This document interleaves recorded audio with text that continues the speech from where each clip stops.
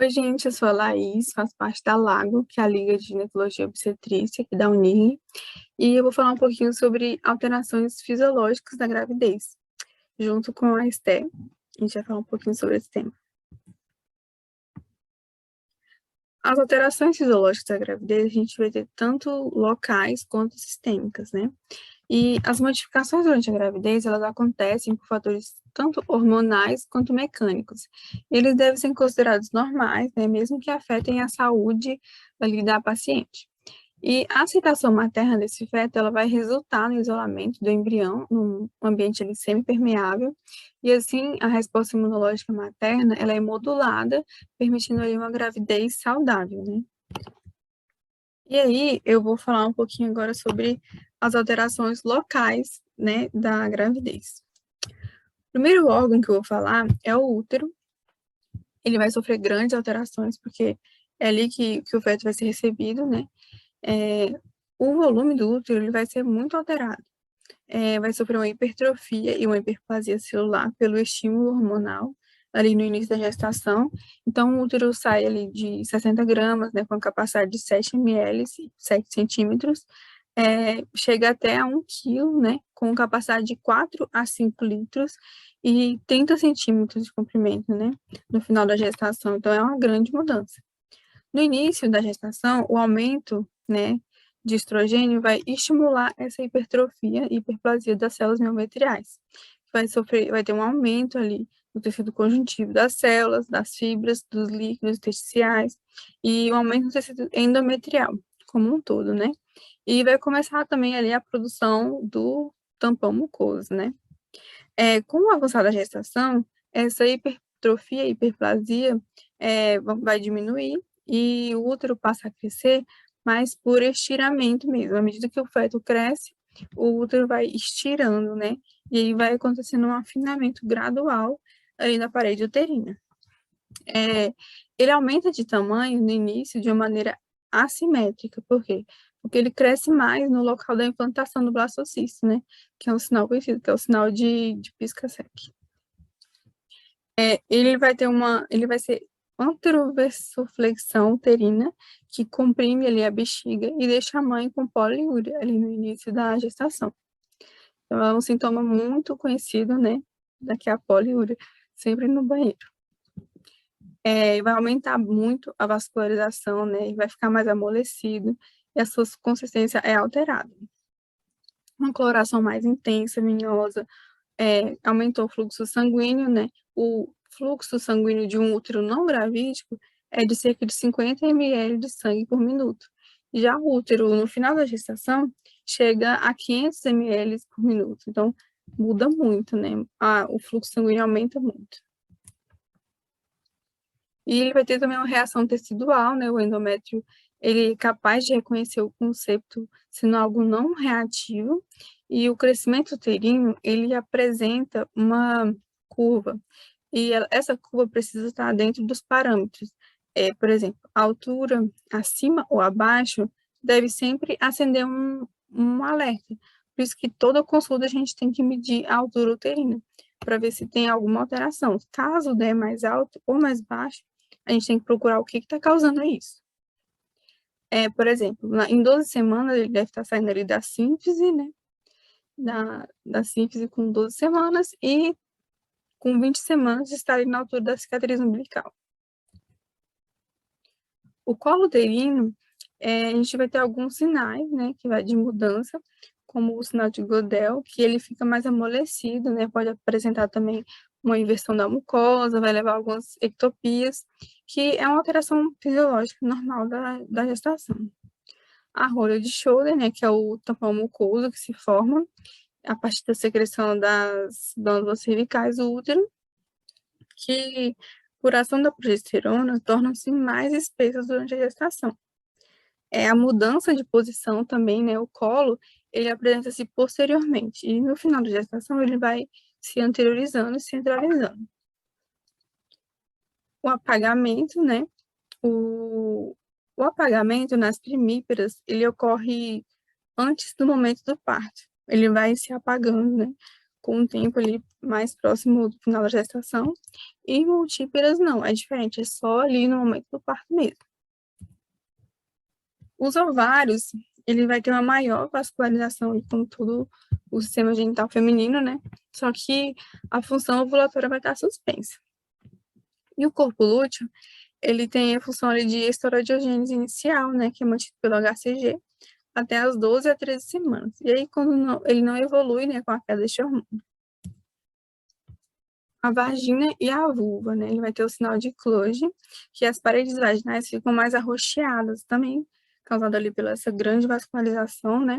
Junto com o sinal de Osiander, que é a pulsação da artéria vaginal, que é sentida mais facilmente, e a acidez vaginal, que ela vai mudar, vai ser mais ácida ainda, né? A fim de proteger a manifestação de patógenos. Tudo para proteger o feto, né? E as mamas, a gente vai ter uma grande sensibilidade mamária, que é um dos primeiros sintomas, né, da gestação, que a mãe nota, geralmente é essa sensibilidade. A rede venosa de Haller, que é bem notável, as veias aqui na pele da mãe, o sinal de Hunter, que o mamilo ele fica mais escurecido, né, e faz uma segunda auréola, chamada de auréola secundária.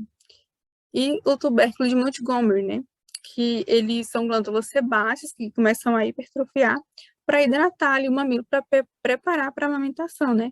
Que o bebê vai sugar, então ele precisa de uma proteção maior. Então é isso. Agora eu vou deixar com a Stephanie explicando para vocês as alterações metabólicas na gestação. Obrigada.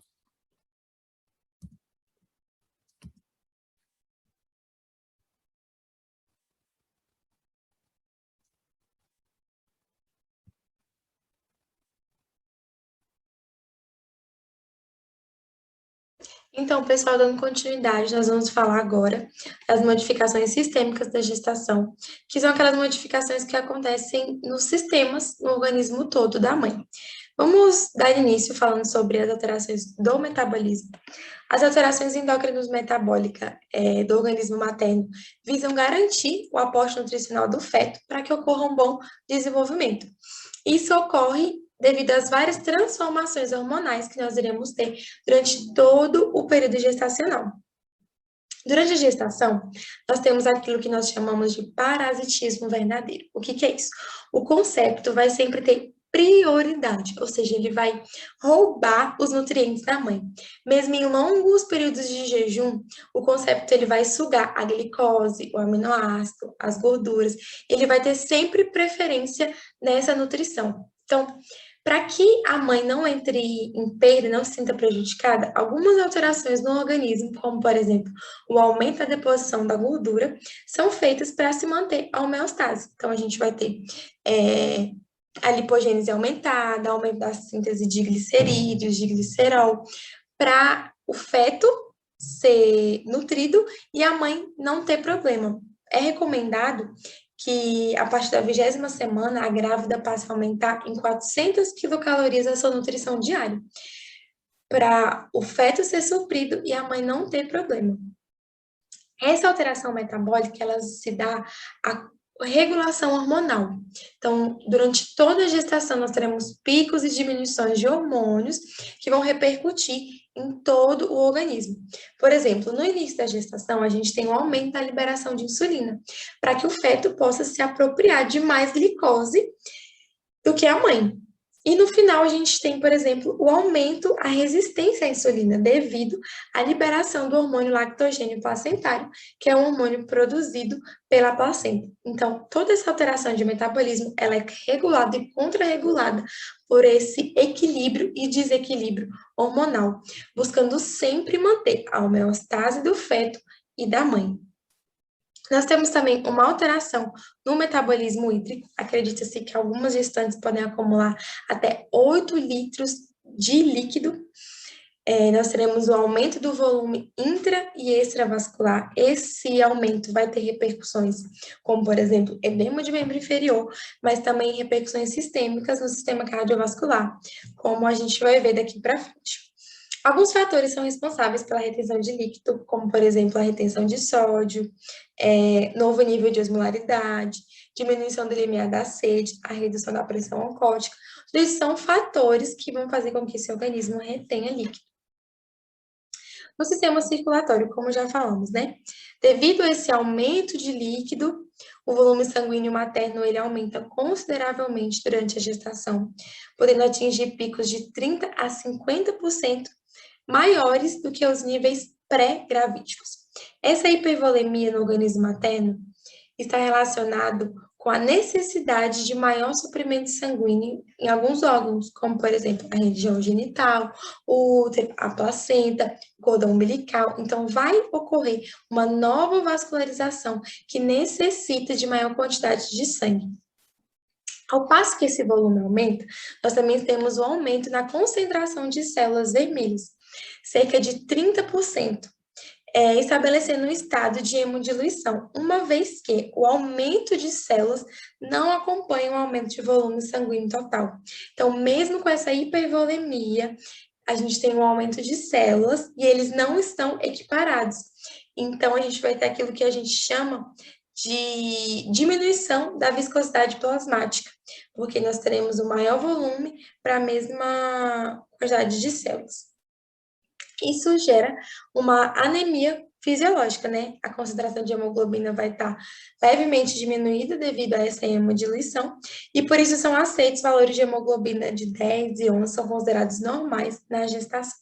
Nós teremos também uma plaquetopenia e uma leucocitose, que geralmente entram na normalidade no período final, ali perto do parto.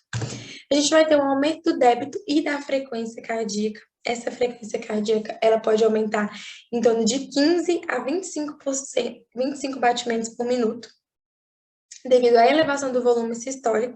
Esse processo ele se inicia por volta da 5ª semana e se estabiliza por volta da 24ª semana. O útero em crescimento, ele pode comprimir a veia cava, dificultando o retorno venoso. Então, algumas mães já na gestação mais avançada, quando esse útero está em maior volume, se ela estiver deitada em decúbito dorsal, a gente vai ter aquilo que a gente chama de síndrome da hipotensão supina. O útero vai comprimir a veia cava, vai ter problema no retorno venoso, às vezes a mãe desmaia, perde a consciência por causa dessa hipotensão. Então, o que é recomendado? Sempre se deitar em decúbito lateral direito para descomprimir a veia cava. Então, nós temos alguns sinais e sintomas que são fisiológicos da gravidez, que no organismo não gravídico são alterações, mas no organismo materno são considerados normais, a dispneia aos esforços, por exemplo. A gente sabe que a amplitude de movimento do diafragma, ela é reduzida ao longo da gestação, devido ao aumento do volume abdominal. A mãe, ela chega até ter uma diminuição de 200 ml de volume, sabe? De volume residual, devido a essa incapacidade do diafragma de se distender totalmente. Então, dispneia aos esforços é muito comum na gestação. Taquicardia, edema de membro inferior, sopro sistólico devido a essa hipervolemia, né, do sangue, hiperfonese de segunda bolha no foco pulmonar, hipotensão supina, arritmias, são sinais e sintomas normais da gestação. Nós temos também algumas alterações de pele, porque a produção placentária de estrógeno vai levar à proliferação de microvascularização em todo o tegumento, aquilo que a gente chama de angiogênese. E quando a gente vai ter um estado de hiperprogestogênico, um aumento da progesterona, ocorre uma vasodilatação generalizada de todo o organismo.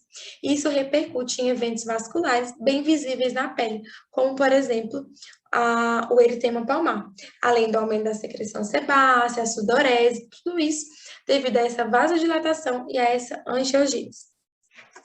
A hiperpigmentação da pele também é outro achado muito comum na gestação. Acredita-se que os altos níveis de progesterona levam ao aumento da secreção do hormônio melanotrófico da hipófise. Esse hormônio induz a produção excessiva de melanina, levando à produção de máculas que são conhecidas como melasma, no rosto, nos braços, e também essa produção excessiva de melanina leva ao escurecimento de dobras, axilas, virilhas e o aparecimento da linha negra, que é esse escurecimento da linha alba. Geralmente, isso passa quando a mãe tem o neném, porque vai diminuir essa produção de melanina. Falando um pouco do sistema digestório, náuseas e vômitos são ocorrências muito prevalentes no primeiro trimestre da gestação, devido aos altos níveis de HCG. Então, passou o primeiro trimestre, esses níveis baixam, também se espera uma melhora das náuseas e vômitos.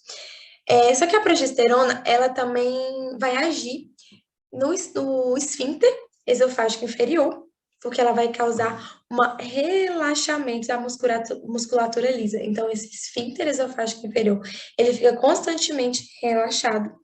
Então, queixa de pirose e regurgitação ácida são extremamente comuns na gestação.